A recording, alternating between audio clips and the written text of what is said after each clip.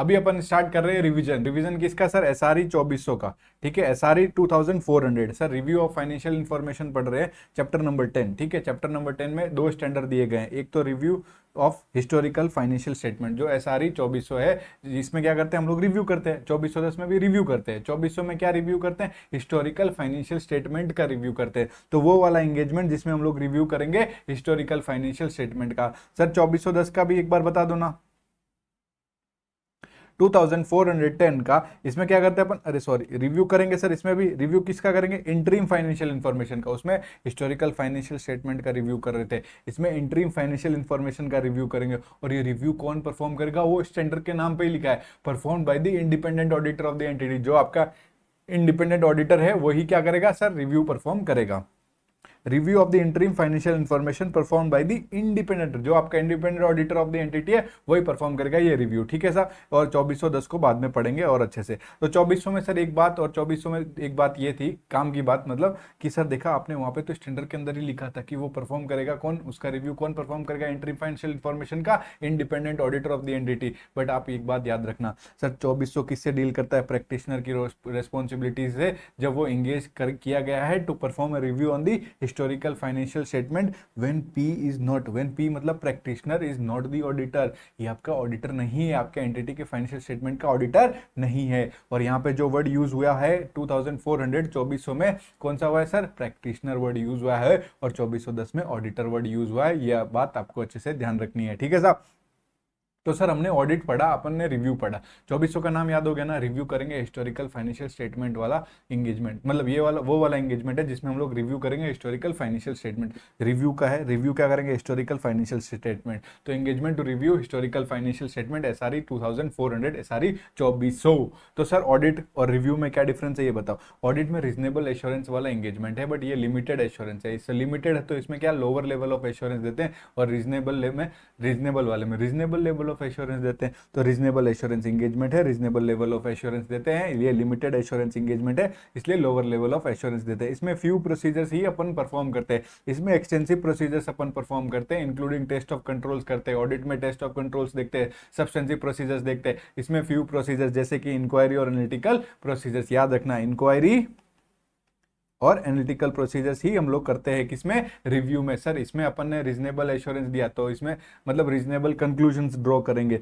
Based on the sufficient and appropriate audit evidence. यहाँ पे sufficient and appropriate evidence आपके book में ही लिखा है, अगर आप अप्रोप्रिएट ऑडिट एविडेंस भी लिखोगे तो वेल एंड गुड, कोई दिक्कत नहीं है। तो ड्रॉ करेंगे हम लोग रीजनेबल कंक्लूजन्स, और इसमें रिव्यू में लिमिटेड कंक्लूजन्स ही ड्रॉ करेंगे। भाई साहब फ्यू प्रोसीजर्स ही परफॉर्म किया, लिमिटेड एंगेजमेंट है तो लिमिटेड कंक्लूजन ही देंगे ना, based on the sir, based on the sir किस बेसिस पर? सफिशिएंट एंड अप्रोप्रिएट एविडेंस पे। यहाँ कभी वर्ड ऑडिट यूज नहीं होगा, यहाँ पे यूज होगा SAE, sufficient appropriate evidence. Sir उसके बाद में जो एश्योरेंस ओपिनियन की जो लैंग्वेज होगी वो पॉजिटिवली वर्ड होगी। सर ऑडिट में ओपिनियन जाता है तो एश्योरेंस ओपिनियन की जो लैंग्वेज होगी वो पॉजिटिवली वर्डेड होगी, और इसमें एश्योरेंस ओपिनियन नहीं, रिव्यू में एश्योरेंस कंक्लूजन्स जाते हैं, और जो एश्योरेंस कंक्लूजन की लैंग्वेज होगी वो निगेटिवली वर्डेड होगी। मैं आपको बताऊं सर, अगर पॉजिटिव वर्डेड होता है ना तो अपन साफ साफ कहते हैं कि financial statement true and fair view देता है, कितना पॉजिटिव लग रहा है। लेकिन निगेटिवली वर्डेड में क्या होता है? हम लोग ये लिखेंगे nothing, nothing has come to our attention, nothing has come to our attention, जिसकी वजह से हम ये बिलीव कर, that cause us to believe, जिसकी वजह से हमें ये बिलीव होता है क्या? कि financial statement does not give true, या financial statement do not give true and fair view in accordance with the applicable FRF। भाई साहब हमको ऐसा कोई चीज नहीं पता चला जिसकी वजह से हम ये कह पाए कि financial statement true and fair view नहीं देता। तो कहना तो ये भी चाहता है कि financial statement true and fair view है, बट यहां से भी नथिंग है। तो अगर अपन इसको पढ़े ऊपर, मतलब financial statement do not give true and fair view, तो मतलब तो ये तो उल्टा ही बोल दिया ना। पर ऊपर साफ साफ लिखा है nothing has come to our attention, ऐसा कुछ हमें नहीं मिला जिसकी वजह से हम ये कहें कि financial statement true and fair view नहीं देता। तो ये निगेटिवली वर्डेड है, पॉजिटिवली वर्डेड साफ साफ कह रहा है ट्रू एंड फेयर व्यू देता है इन accordance with the applicable FRF। ठीक है, ये मैंने आपको एग्जाम्पल बताया पॉजिटिवली वर्डेड और निगेटिवली वर्डेड में क्या डिफरेंस होता है लैंग्वेज में। ठीक है साहब। उसके बाद में मैंने आपको बता दिया था कि 2400 में जो अपने प्रैक्टिशनर की रेस्पॉन्सिबिलिटी होगी किस चीज़ की, वो इंगेज किया गया है to perform a review on the historical financial statement, और प्रैक्टिशनर क्या है, is not the auditor of the entity's financial statement. अब आपको मैं बताऊं सर, अपन इंगेजमेंट कर रहे हैं 2400, engagement to perform, engagement to review, sir engagement क्या है, रिव्यू करेंगे हिस्टोरिकल फाइनेंशियल स्टेटमेंट। इसमें भी यही देखेंगे कि फाइनेंशियल स्टेटमेंट एप्लीकेबल एफआरए के हिसाब से प्रिपेयर हुआ है कि नहीं हुआ है, और फाइनेंशियल स्टेटमेंट में क्या कोई फाइनेंशियल स्टेटमेंट फ्री है ना फ्रॉम मटेरियल मिस स्टेटमेंट। तो सर ये तो ऑडिट में भी देखते हैं, कोई दिक्कत नहीं, ऑडिट में अपना अलग तरीका होता है, बट रिव्यू में लिमिटेड है, एश्योरेंस एंगेजमेंट है, कम प्रोसीजर्स परफॉर्म करने हैं, लिमिटेड कंक्लूजन देना है, ठीक है। तो ये है रिव्यू। उसमें भी देखेंगे कि financial statement free from material misstatement है कि नहीं है, प्रिपेयर्ड हुआ है as per financial reporting framework, और रिपोर्ट कर देंगे। साहब समझ में आया ना, बहुत ईजी है। और सर ये जो फाइनेंशियल स्टेटमेंट आप बोल रहे हो, ये जो हिस्टोरिकल फाइनेंशियल स्टेटमेंट है उसका रिव्यू करेंगे, क्या ये फाइनेंशियल स्टेटमेंट ऐसा भी हो सकता है कि स्पेशल पर्पस फ्रेमवर्क के हिसाब से बना, मतलब स्पेशल पर्पस फाइनेंशियल स्टेटमेंट हो? भाई साहब ये आपका जनरल पर्पस फ्रेमवर्क के हिसाब से बना हो या स्पेशल पर्पस फ्रेमवर्क के हिसाब से बना हो, कोई दिक्कत नहीं है। एसआरई में कोई भी फाइनेंशियल स्टेटमेंट अगर एसपीएफ मतलब स्पेशल पर्पस फ्रेमवर्क के हिसाब से भी बना है, वो भी रिव्यू किया जा सकता है by professional accountant in practice SRE 2400। मजा आया? सर क्या क्या प्री कंडीशन है फॉर एक्सेप्टिंग रिव्यू एंगेजमेंट? एक बात बताओ सर, आप रिव्यू ऐसे 200 पढ़ते हो, सॉरी हाँ, ऐसे 200 पढ़ते हो, agreeing the terms of audit engagement, और इसमें क्या है सर, इसमें भी सर 210 की बातें लिखी है, क्या क्या प्री कंडीशन है बिफोर एक्सेप्टिंग, वहां पे ऑडिट एंगेजमेंट था, यहाँ रिव्यू एंगेजमेंट है। तो डिटरमाइन करो कि जो फाइनेंशियल रिपोर्टिंग फ्रेमवर्क यूज हुआ है in the preparation of the financial statement, वो फाइनेंशियल रिपोर्टिंग फ्रेमवर्क एक्सेप्टेबल है कि नहीं है। और अगर स्पेशल पर्पस फाइनेंशियल स्टेटमेंट के हिसाब से हमारे फाइनेंशियल स्टेटमेंट है, तो क्या पर्पस है उसकी understanding low, obtain understanding of the purpose of the financial statement, और क्या है सर, कौन इसके इंटेंडेड यूजर्स है, जो स्पेशल पर्पज में स्पेसिफिक यूजर्स होते हैं, तो वो इंटेंडेड यूजर्स कौन है उसके भी आप समझ लो, ऑब्टेन कर लो अंडरस्टैंडिंग। सिंपल सी बात है, एग्रीमेंट ले लो मैनेजमेंट से, ऑब्टेन करो एग्रीमेंट ऑफ द मैनेजमेंट की, वो समझता है, एक्नोलेज करता है और अंडरस्टैंड करता है। एक्नोलेज मतलब मानता है, और अंडरस्टैंड मतलब समझता है किस चीज की अपनी जिम्मेदारी इट्स रेस्पॉन्सिबिलिटी किस चीज की, कि भैया ये फाइनेंशियल स्टेटमेंट बनाने की जिम्मेदारी एज पर एप्लीकेबल एफआरएफ किसकी, मैनेजमेंट की। For such internal control as management determine is necessary, वो इंटरनल कंट्रोल जो नेसेसरी है, जो मैनेजमेंट डिटरमाइन करता है, नेसेसरी है, जिसकी वजह से हमारा ये फाइनेंशियल स्टेटमेंट जो बन रहा है वो फ्री फ्रॉम मटेरियल स्टेटमेंट हो, सर वो इंटरनल कंट्रोल लगाने की जिम्मेदारी भी मैनेजमेंट की। For such internal control as management determine is necessary to enable the preparation of the financial statement that are free from material misstatement, और to provide the practitioner, देखो practitioner को ना आप क्या करो, सारे इंफॉर्मेशन का जो रिलेवेंट है for the preparation of the financial statement, वो सारी इंफॉर्मेशन का एक्सेस दो। अगर कोई एडिशनल इन्फॉर्मेशन मांगे, रिक्वेस्ट करे तो दो ना। और सर अगर वो किसी से भी मिलना चाहे तो अनरिस्ट्रिक्टेड एक्सेस दो उन लोगों से जिससे वो नेसेसरी एविडेंस ऑब्टेन करना चाहता है। तो ये सर अपन ने पढ़ लिया, प्री कंडीशन क्या है बिफोर एक्सेप्टिंग एन एंगेजमेंट। सुनो सर वो वाले फैक्टर्स बताओ सर, वो फैक्टर्स बताओ। देखो अपन क्या करते हैं, एक्सेप्ट करते हैं एंगेजमेंट और कंटिन्यू करते हैं। तो acceptance and continuance of client relationship and audit engagement सुना था, लेकिन यहाँ पर रिव्यू एंगेजमेंट है। Acceptance and continuance of client relationship and review engagement. तो सर कौन से फैक्टर्स है जो अफेक्ट करेंगे किसको, acceptance and continuance of client रिश्ते को, मतलब क्लाइंट रिलेशनशिप को, एंड रिव्यू एंगेजमेंट्स को। तो प्रैक्टिशनर नहीं करेगा एक्सेप्ट रिव्यू एंगेजमेंट जब तक वो सेटिस्फाई नहीं हो जाता कि ये जो एंगेजमेंट है, जो ये एंगेजमेंट कर रहा है उसका रेशनल पर्पज है। तो प्रैक्टिशनर एक्सेप्ट नहीं करेगा रिव्यू एंगेजमेंट जब तक वो ये सेटिस्फाई नहीं होता that there is the rational purpose for this engagement, और रिव्यू एंगेजमेंट अप्रोप्रिएट है, वो सेटिस्फाइड नहीं होता है क्या कि भैया रिव्यू एंगेजमेंट ही अप्रोप्रिएट है। तो सर एक का समझते हैं कि भैया रेशनल पर्पज नहीं है एंगेजमेंट, जब तक इस चीज से सेटिस्फाई नहीं होता तब तक एक्सेप्ट मत करना review engagement. Sir rational purpose मतलब सर अगर लिमिटेशन ऑफ स्कोप है तो क्यों करेगा, एक्सेप्ट नहीं करेगा। एग्जाम्पल है कि रेशनल पर्पस नहीं है। सर एसोसिएट हो रहा है प्रैक्टिशनर का नाम फाइनेंशियल स्टेटमेंट के साथ इनअप्रोप्रिएट मैनर में, तो वो क्यों करेगा, कोई रेशनल पर्पस नहीं है ये एंगेजमेंट करने का। तो ये सेटिस्फाई नहीं हो जाता जब तक कि भैया कि ये कोई जो कर रहा है काम, सर जो ये एंगेजमेंट कर रहा है उसका रेशनल पर्पज है, वो एंगेजमेंट का अगर रेशनल पर्पज नहीं है तो वो नहीं क्या करेगा, एक्सेप्ट करेगा रिव्यू एंगेजमेंट। तो पहले सेटिस्फाई होगा that there is the rational purpose for the engagement, और रिव्यू एंगेजमेंट अप्रोप्रिएट नहीं है, वो इस बात से सेटिस्फाई नहीं है कि भैया रिव्यू नहीं होगा। सर इस पर तो ऑडिट ही कराओ पूरा। अरे सर ये तो कंपाइलेशन एंगेजमेंट है, ये तो एग्रीड अपॉन प्रोसीजर्स का है, इस पे तो रिलेटेड सर्विस वाला एंगेजमेंट होगा ना, ये नहीं होगा।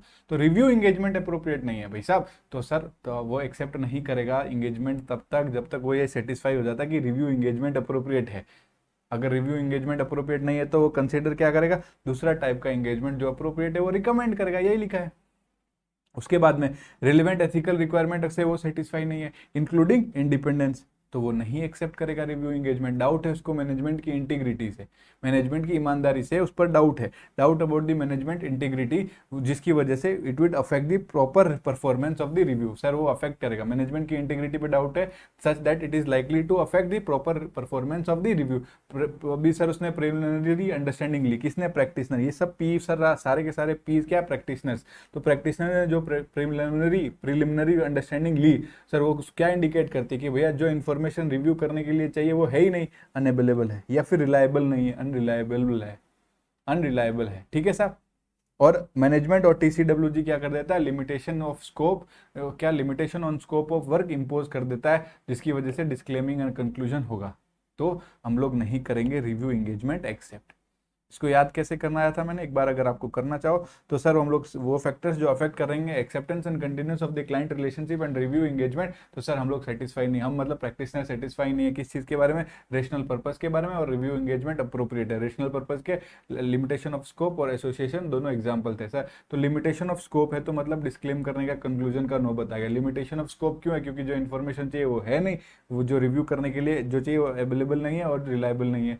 सो डाउट हो रहा है आपको मैनेजमेंट की इंटीग्रिटी पे, तो इसीलिए लिमिटेशन ऑफ स्कोप है। ठीक है। और एथिकल रिक्वायरमेंट वाला पॉइंट फ्री है।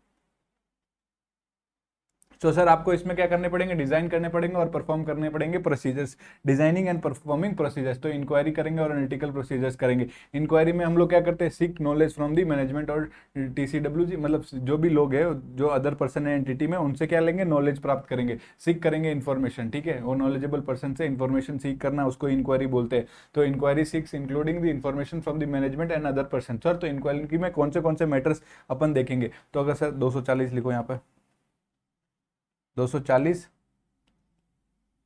240 किसका है सर? फ्रॉड का। तो इंक्वायरी करेंगे क्या कोई फ्रॉड एक्चुअल या सस्पेक्टेड या एलेज फ्रॉड का एग्जिस्टेंस है, इसके बारे में इंक्वायरी करो। सर ऐसे 550, 5 दोनों रिलेटेड है, तो सर रिलेटेड पार्टी है क्या, इसका आइडेंटिफिकेशन के बारे में इंक्वायरी करेंगे। सर ऐसे 560, सर क्या कोई ऐसा इवेंट्स अकर हुआ है between the date of financial statement and date of practitioner report, मतलब सब्सिक्वेंट इवेंट, ऐसे 560। सर ये दोनों 570 के पॉइंट है। सर क्या कोई ऐसा इवेंट्स और कंडीशन अपियर होता है जिस, आ जाएगा, ऐसा कोई इवेंट और कंडीशन अपेयर होता है जिसकी वजह से डाउट होता है अपने को, that may cast the doubt on the entity की ability to continue as a going concern. और ये सर बेसिस बता दो, मैनेजमेंट ने अगर कोई असेसमेंट किया है किस चीज का? Entity's ability to the, management ने असेसमेंट किया है of the entity's ability to continue as a going concern, तो उसका बेसिस क्या है वो भी आपने मैनेजमेंट से इंक्वायरी करनी है। तो सर 240 पर इंक्वायरी करेगा, ऐसे 240 पर इंक्वायरी करेगा, रिलेटेड पार्टीज पर करेगा, 560 पर करेगा, 570 पे करेगा, 570 पे दूसरी करेगा, मतलब basis for the management assessment of the entity's ability to continue as a going concern पर इंक्वायरी करेगा, पूछेगा, नॉलेज प्राप्त करेगा फ्रॉम द नॉलेजेबल पर्सन, तो मतलब इंफॉर्मेशन सीख करेगा। और कोई मटेरियल कमिटमेंट हुआ है, कोई कॉन्ट्रेक्चुअल ऑब्लिगेशन है, कोई कमिटमेंट किया है, मटेरियल है, कॉन्ट्रेक्चुअल ऑब्लिगेशन है कॉन्ट्रैक्ट के तहत, या कोई कंटीजेंसी है, उन सब के बारे में इंक्वायरी करेगा। तो इन सारे मैटर पर इंक्वायरी कर लेगा, बहुत ईजी था। एनालिटिकल प्रोसीजर्स में क्या करते हैं? स्टडी करते हैं सर, इवेल्युएशन करते हैं, इवेल्युएशन करते हैं फाइनेंशियल इंफॉर्मेशन का bye study of the plausible relation, possible relationship जो होगा among financial and non financial data, non financial information. ठीक है साहब। तो एनालिटिकल प्रोसीजर्स में अपन अब देखो कि इंक्वायरी और एनालिटिकल प्रोसीजर्स इंपॉर्टेंट क्यों है। तो सर इंक्वायरी, आप देखो इंक्वायरी क्यों इंपॉर्टेंट है? Inquiry preliminary source of evidence है मैनेजमेंट का इंटेंशन जानने के लिए, मैनेजमेंट का इंटेंट जानने के लिए। अप्लाई करना अपना प्रोफेशनल स्केप्टिज्म, जब आप रेस्पॉन्स जो मैनेजमेंट ने, आपने इंक्वायरी किया मैनेजमेंट से, आपको क्या मिले? रेस्पॉन्स। तो जब आप उन रेस्पॉन्सेज को इवेल्युएट कर रहे हो तो उसमें अप्लाई करना प्रोफेशनल स्केपिटिज्म आप क्या करना? अप्लाई करना। तो एप्लीकेशन ऑफ प्रोफेशनल स्केपिटिज्म, जब आप इवेल्युएट करो, कौन क्या इवेल्युएट करो? रेस्पॉन्स। रेस्पॉन्स किससे मिले सर? मैनेजमेंट से मिले। और इवेल्युएट करके ये देखना कि कोई भी ऐसा मैटर है क्या जिसकी वजह से फाइनेंशियल स्टेटमेंट में बी मटेरियली मिसस्टेटेड, मतलब फाइनेंशियल स्टेटमेंट में मटेरियल मिसस्टेटमेंट है क्या। और इंक्वायरी आपको असिस्ट करेगा in obtaining the understanding of the entity, उसका इन्वायरमेंट, और सर कोई भी ऐसा एरिया जिसकी वजह से मटेरियल मिसस्टेटमेंट अराइज हो सकती है फाइनेंशियल स्टेटमेंट में। बहुत सिंपल पॉइंट है। और सर एनालिटिकल प्रोसीजर में ऑब्टेन करेंगे अंडरस्टैंडिंग ऑफ द एंटिटीज, उसका एनवायरनमेंट, और सर आइडेंटिफाई करेंगे वो एरिया जिसकी वजह से मिस स्टेटमेंट अराइज हो सकता है। ये पॉइंट इंक्वायरी और एनालिटिकल प्रोसीजर्स में सेम है। तो obtain the understanding of the entity, उसके बाजू वाला इन्वायरमेंट, मतलब उसके आसपास environment and its environment to identify the areas where material misstatement are likely to arise. Understanding ले ली, तो कोई अगर इनकंसिस्टेंसीज है तो आइडेंटिफाई कर लो, तो आइडेंटिफाइंग द इनकंसिस्टेंसीज या कोई वेरिएंस, अगर कोई वेरिएंसेस हो रहे हैं फ्रॉम द एक्सपेक्टेड ट्रेंड्स या वैल्यूज या नॉर्म्स जो फाइनेंशियल स्टेटमेंट में आ रहे हैं, उनमें अगर कोई इनकंसिस्टेंसीज आइडेंटिफाई हो रही है जो हमने एक्सपेक्ट किया था उससे, तो सर अपने को क्या करना है, उसमें भी एनालिटिकल प्रोसीजर्स हमें असिस्ट करता है। तो sir performing analytical procedures assist the practitioner in obtaining the understanding identifying the inconsistency. अगर कोई इनकंसिस्टेंसी तो इसको मतलब कंफर्म भी तो करो। तो आपको अगर एनालिटिकल प्रोसीजर्स आप परफॉर्म करोगे तो मतलब आपको क्या होगा, कोरोबेटिव एविडेंस मतलब कंफर्मिंग एविडेंस, ऐसी एडिशनल या और इन्फॉर्मेशन मिलेगी जिससे आप क्या करोगे, ये चीजों को कंफर्म कर पाओगे। तो providing corroborative evidence in relation to other inquiries और एनालिटिकल प्रोसीजर्स जो आपने परफॉर्म किए थे, तो उसके ऊपर कोरोबेटिव मतलब कंक्रीट एविडेंस, आप मतलब कंफर्म कर लोगे, वैसा एविडेंस मिल जाएगा। और serving as a additional procedures, जब प्रैक्टिशनर अवेयर हो जाता है कि फाइनेंशियल स्टेटमेंट मटेरियली मिसस्टेटेड है, तो एडिशनली आप क्या कर सकते हो, एनालिटिकल प्रोसीजर्स आप परफॉर्म करते हो, तो आपको एज ए एडिशनल प्रोसीजर्स भी ये सर्व करता है। सर एनालिटिकल जब आप प्रोसीजर्स परफॉर्म कर सकते हो तो क्या क्या मेथड इसमें होते हैं, सर सिंपल कंपेरिजन से लेके कॉम्प्लेक्स एनालिसिस परफॉर्म कर सकते हो यूजिंग स्टैटिस्टिकल टेक्निक्स, यही लिखा है। सर कुछ स्पेसिफिक सर्कमस्टेंसेस को एड्रेस करने का प्रोसीजर्स बताइए। सर रिलेटेड पार्टी है, रिलेटेड पार्टी है तो अलर्ट रहो। प्रैक्टिशनर, सर स्पेसिफिक मतलब सर्कमस्टेंसेस है रिलेटेड पार्टीज का, तो आपका क्या उसमें प्रोसीजर्स होना चाहिए, तो प्रैक्टिशनर रहेगा अलर्ट फॉर द अरेंजमेंट, ऐसा क्या अरेंजमेंट है या फिर कोई इन्फॉर्मेशन है जो इंडिकेट करेगा आरपीआर रिलेटेड पार्टी रिलेशनशिप या आरपीटी रिलेटेड पार्टी ट्रांजेक्शन जो मैनेजमेंट ने प्रीवियसली आइडेंटिफाई नहीं किया और ना ही हमें डिस्क्लोज किया है। Very easy very simple. अगर प्रैक्टिशनर आइडेंटिफाई करता है कि कोई सिग्निफिकेंट ट्रांजेक्शन है outside the normal course of the business, 100 की चीज 100 में बेचनी चाहिए थी पर वो 100 में नहीं बेची गई, मतलब कोई भी ट्रांजेक्शन परचेज और सेल का या कोई भी ट्रांजेक्शन परचेज सेल या अरेंजमेंट जो क्या है एंटिटी के नॉर्मल कोर्स ऑफ बिजनेस में नहीं है, तो इंक्वायर करेंगे नेचर क्या है उस ट्रांजेक्शन का, क्या कौन सा ट्रांजेक्शन है, परचेज का है कि सेल का है, क्या इसमें कोई रिलेटेड पार्टी का इन्वॉल्वमेंट है क्या, और इसका बिजनेस रेशनल है, बिजनेस लॉजिक क्या है, बिजनेस कंडीशन क्या है ऑफ दोज ट्रांजेक्शन की क्यों ये ट्रांजेक्शन एंटर हुआ है, बिजनेस रेशनल क्या है इस ट्रांजेक्शन का। सिंपल। अगर कोई रिलेटेड पार्टी है तो अलर्ट रहो फॉर द अरेंजमेंट या फिर इन्फॉर्मेशन जिसकी वजह से एग्जिस्टेंस हो रही है रिलेटेड पार्टी रिलेशनशिप या रिलेटेड पार्टी ट्रांजेक्शन का जो मैनेजमेंट ने आपको प्रीवियसली आइडेंटिफाई नहीं किया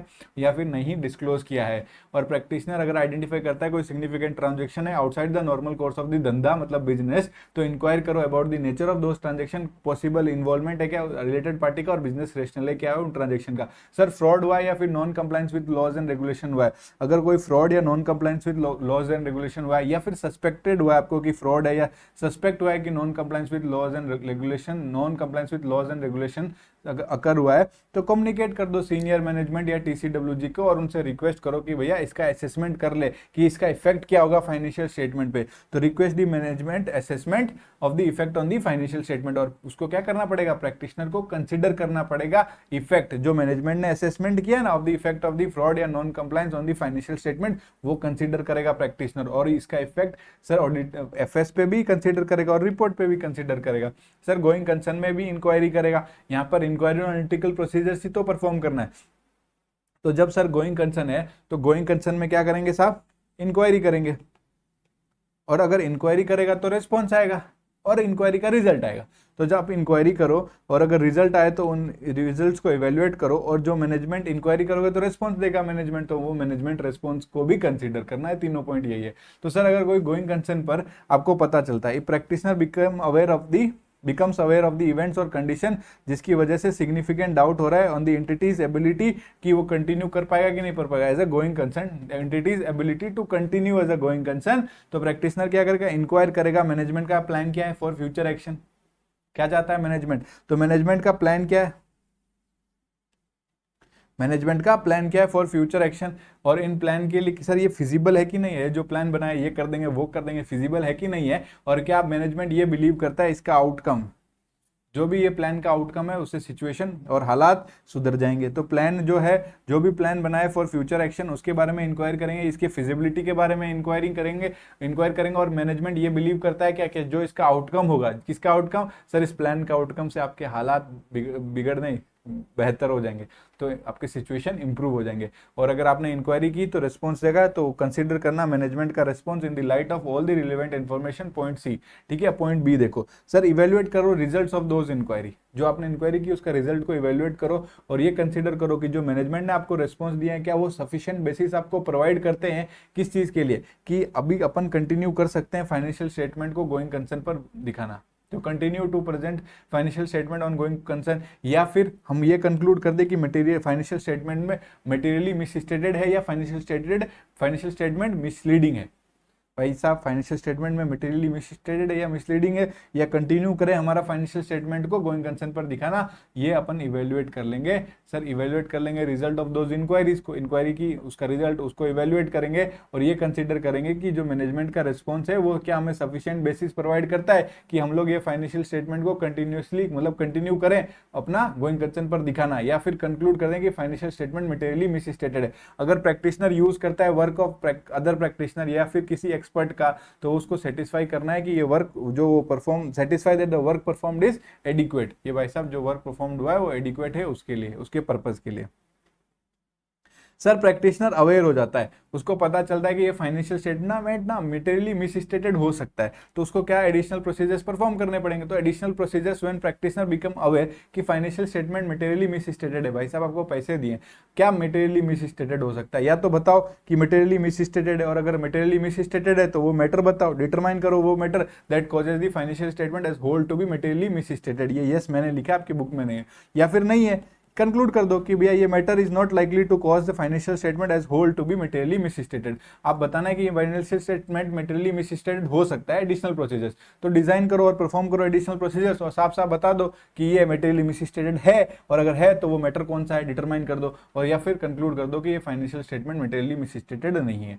अगर आप क्या कर रहे हो evaluation of result of the additional procedures, अगर आप ये एडिशनल प्रोसीजर्स कर रहे हो तो आप क्या करोगे, या ए और बी पे पहुंच जाओगे, अगर नहीं पहुंचे तो कंटिन्यू करना एडिशनल प्रोसीजर्स को परफॉर्म करना जब तक आप ए और बी पर पहुंच नहीं जा पाते, until the practitioner reaches either A और बी। अगर प्रैक्टिशनर नहीं है सर, नहीं कर पा रहा है, मतलब he is not able to get या फिर is not able to reach either to A या फिर आइदर टू बी, तो मतलब लिमिटेशंस एग्जिस्ट करती है, स्कोप पर लिमिटेशन एग्जिस्ट करती है। देन स्कोप लिमिटेशन एग्जिस्ट और प्रैक्टिशनर क्या करेगा, अनमोडिफाइड कंक्लूजन नहीं जाएगा, मतलब डिस्क्लेमर वाली बात ही जाएगी अगर कोई लिमिटेशन एग्जिस्ट करते हैं, तो साफ साफ लिख दिया कि अनमोडिफाइड कंक्लूजन फाइनेंशियल स्टेटमेंट पर वो फॉर्म करेगा।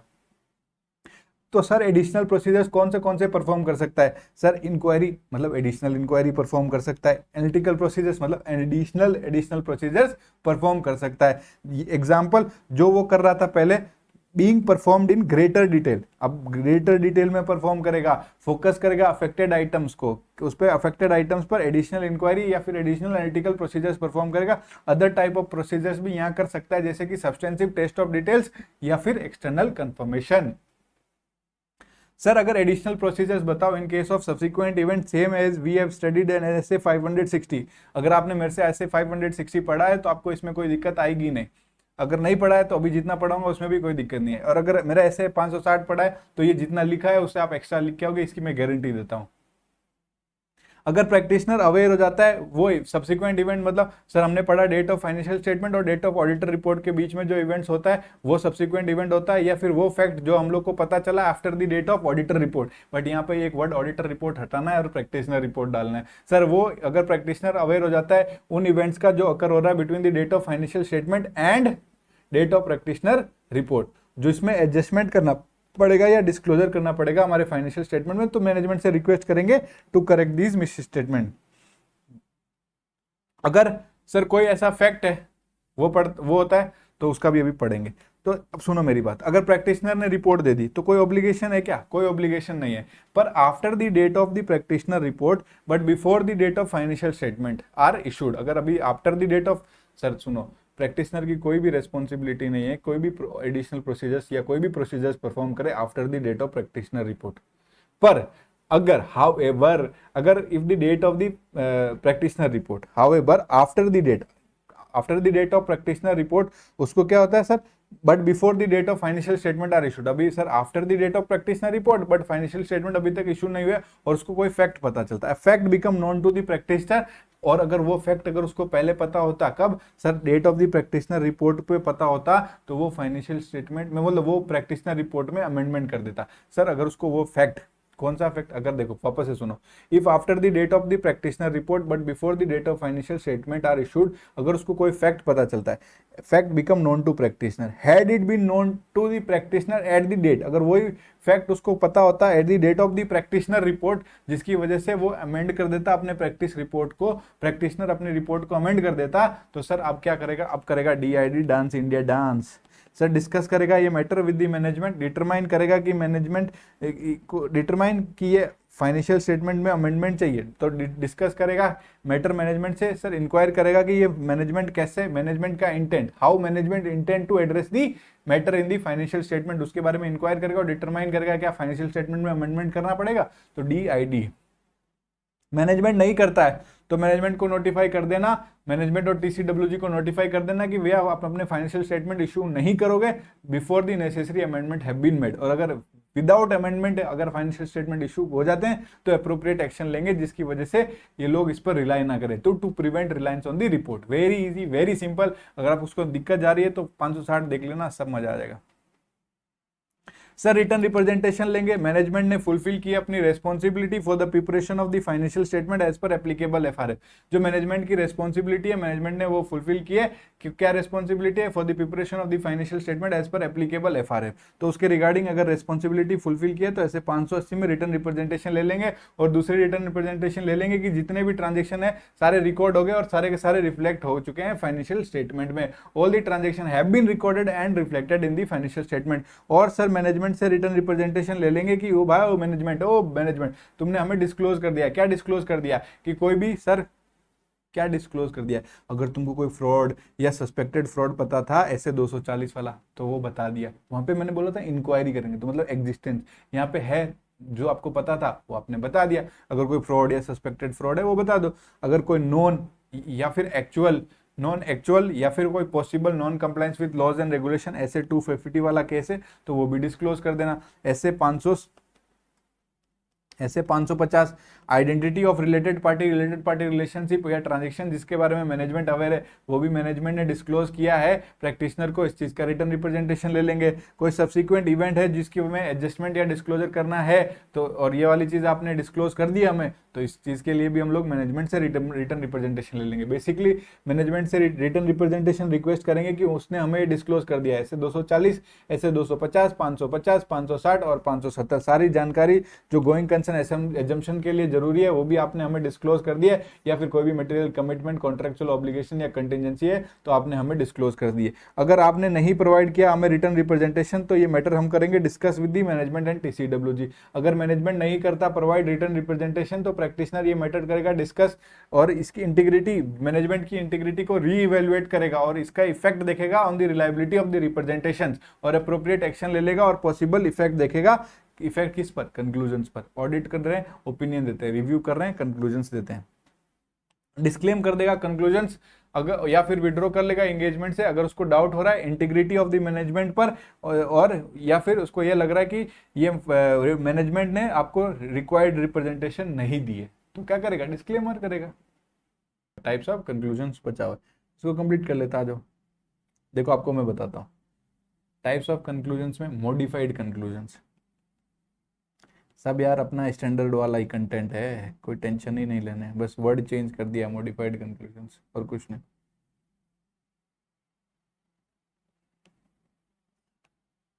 ठीक है, तो एक क्वालिफाइड कंक्लूजन्स,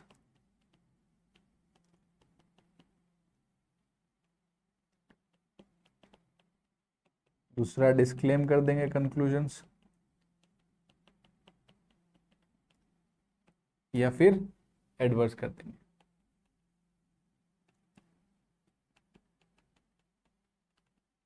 ठीक है, एडवर्स कंक्लूजन्स। ठीक है साहब, अभी क्वालिफाइड, डिस्क्लेम और एडवर्स हमने क्या कर लिया? Sufficient and appropriate evidence, audit word use नहीं करेंगे, sufficient and appropriate evidence obtain कर लिया किस चीज के बारे में कि मटेरियल मिस स्टेटमेंट एग्जिस्ट करती है और वो मटेरियल भी है और परवेसिव भी है, तो अपन क्या दे देंगे? एडवर्स कंक्लूजन्स दे देंगे। कोई दिक्कत? कोई दिक्कत नहीं सर। डिस्क्लेमर कंक्लूजन्स में we are not able to, we are unable to obtain sufficient and appropriate evidence, वो मटेरियल भी है और परवेसिव भी है। अगर we are not able to obtain sufficient and appropriate, मतलब unable to obtain sufficient and appropriate evidence, और वो मटेरियल भी है और परवेसिव है, तो उसका पॉसिबल इफेक्ट ऐसा होगा, क्या होगा, मटेरियल भी होगा और परवेसिव भी होगा। सर किसका इफेक्ट, वो अनडिटेक्टेड मिस स्टेटमेंट का। ऐसा मिस स्टेटमेंट डिटेक्ट थोड़ी हुई है, वो अनडिटेक्टेड मिस स्टेटमेंट, तो उसको कर देंगे डिस्क्लेमर कंक्लूजन। इधर आओ ना, जब P कंक्लूड्स करता है कि पॉसिबल इफेक्ट किसका, उस अनडिटेक्टेड मिस स्टेटमेंट का, possible effect of the undetected miss statement could be material और परवेसिव, तो हम लोग कर देंगे डिस्क्लेमर। तो डिस्क्लेमर कंक्लूजन, कोई दिक्कत, कोई दिक्कत नहीं।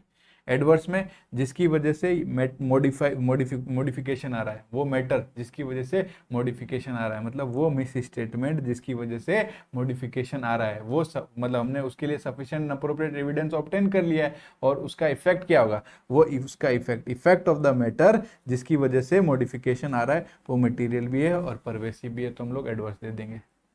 सर यहाँ पर दोनों केस होगा, या तो आपने sufficient and appropriate evidence obtain कर लिया, या फिर आप sufficient and appropriate evidence obtain नहीं कर पाए, मतलब एविडेंस ऑब्टेन या फिर unable to obtain sufficient and appropriate evidence. Yes और नो, यस में मतलब आप लिख देना sufficient and appropriate evidence obtain, या फिर unable to obtain sufficient and appropriate evidence. वो अगर मटेरियल है और परवेसिव नहीं है तो क्वालिफाइड कंक्लूजन्स देंगे। ठीक है साहब, इधर आओ। जब प्रैक्टिशनर कंक्लूड करता है effect of the matter giving rise to the modification, अगर हम लोग को सफिशिएंट एंड अप्रोप्रिएट एविडेंस मिल गया है, तो इफेक्ट क्या है उस मैटर का जिसकी वजह से मॉडिफिकेशन आ रहा है, वो मैटर क्या है, मटेरियल भी है और परवेसिव नहीं है, मटेरियल है और परवेसिव नहीं है, तो क्वालिफाइड कंक्लूजन जाएगा। इसमें एक लाइन और मिस हो गई, तो आप प्लीज नोट डाउन कर लेना, effect of the matter giving rise to the modification और possible effect.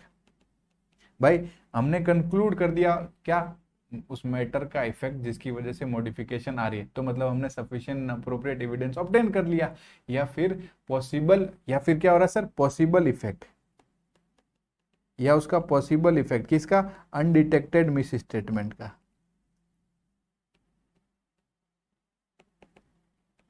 Undetected miss statement का, आर मटेरियल, आर से तो यहाँ कॉमन हो जाएगा, आर से मटेरियल और बट नॉट परवेसिव, तो क्या हो जाएगा सर, क्वालिफाइड कंक्लूजन हो जाएगा। सेम ओपिनियन वाली केस है, क्वाल कंक्लूजन यूज करना है। यहाँ पर इन्होंने, वहां पर अपन तो सीधा सीधा लिख देते थे, we are not able to obtain sufficient appropriate audit evidence, we have obtain the sufficient appropriate audit evidence. इसमें कह रहा है उसका इफेक्ट, जो हमने मैटर, जो मैटर आया है जिसकी वजह से मॉडिफिकेशन हो रहा है, उसका इफेक्ट क्या है सर, मटेरियल परवेसिव है, तो अपन क्या करेंगे, एडवर्स दे देंगे।